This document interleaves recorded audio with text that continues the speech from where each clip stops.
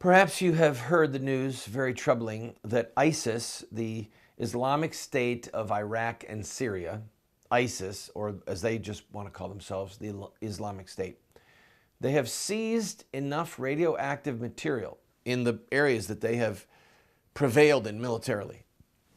They've seized enough radioactive material to build their first dirty bomb, a low-grade nuclear weapon. They don't have a delivery system. They don't have the ability. Strike that from the record, please. They don't have an ICBM, an intercontinental ballistic missile. But, could you deliver a bomb on, say, an oil barge? Could you put it in, say, a container on one of those ships that has those containers, the size that you pull behind a railroad engine or a 18-wheeler, a big truck? Yes, I think you could. So anyway, ISIS has, according to reports, the ability now, actually they may not have the ability, but they have the parts to build a dirty bomb. I want to say two things about this. Number one, do they have the personnel? They would have to get somebody from, say, Pakistan or Iran. Pakistan has nuclear weapons, and they have nuclear scientists who are Muslims who conceivably could build a dirty bomb, a low-grade nuclear weapon that could do enormous damage in any city in the world, okay? Enormous damage. We don't know if they have anybody who has joined ranks with them who is capable of constructing the bomb. But it's a little bit frightening. I admit it. It really is. Especially coupled with the fact that Obama, in the last 3 days, has said, we don't have a strategy yet for dealing with ISIS. Now, he's been saying that for what, close to a year? He mocked them originally, saying that they were the JVs, the junior varsity. JV is a high school team. And now they're the #1 terrorist organization in the world, recruiting people from all over the world. There are people who say, we can't kill our way out of this. They're not correct. They're not correct. We could kill our way out of this. The problem is, and I'm going to go ahead and be really, really honest here.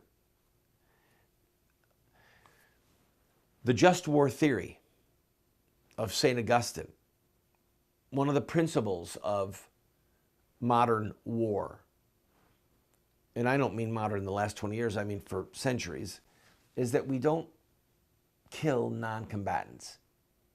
Okay? Now, in recent memory, World War II, for example, Dresden and Hiroshima and Nagasaki stand out as contradictions to that principle. For those of you who don't remember, Dresden was a city in Germany that had very little, if any, military value. And Churchill decided, and I love Winston Churchill. You might notice his bust behind me. Churchill decided that since the Germans were bombing London simply to terrify English citizens, they were bombing London to scare the Brits into surrender. Churchill ultimately decided that they were going to bomb Dresden. And they set the city on fire. I don't know how many thousands and thousands of civilians were killed. Nagasaki, Hiroshima, is where the U.S. detonated 2 nuclear weapons. Both of those cities had little military value. But nevertheless, the U.S. and England participated in the deliberate killing of civilians to break the will of the leaders of the Axis power. Now, ISIS is controlling innocent people. So here's the problem. If we start dropping bombs where we know ISIS is, just to kill them all, there's going to be a lot of civilian casualties. A lot of civilian casualties. The U.S. spent an enormous amount of blood and treasure to rid Iraq of Saddam Hussein, to participate in nation building. So if we went over there and began to decimate the strongholds of ISIS, there would be tens of thousands of civilians who were killed.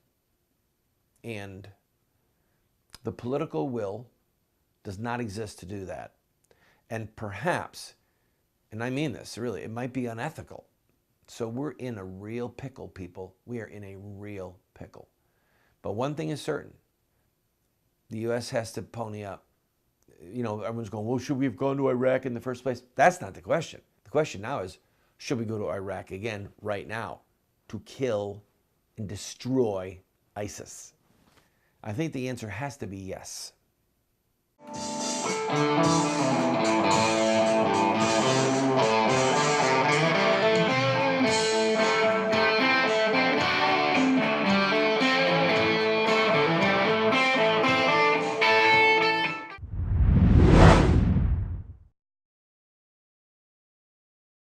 I have been a leader in the pro-life movement for 30 years. And sadly, we have not prevailed in our goal to make it a criminal act to kill an unborn baby. There's reasons why we have failed.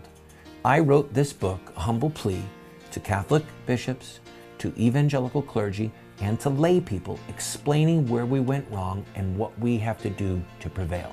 We've made this available as a PDF online for free. I encourage you to go and download your own copy. Why does a nice guy like me keep getting thrown in jail? I have been arrested almost 50 times and spent over a year of my life locked up in various prison facilities. And I wrote a book, many books. In fact, one of them is called Why Does a Nice Guy Like Me Keep Getting Thrown in Jail? It's a theological work, answering those who say that the church should not be involved in politics or that we should retreat. I encourage you to get it. In fact, get one and give it to your pastor.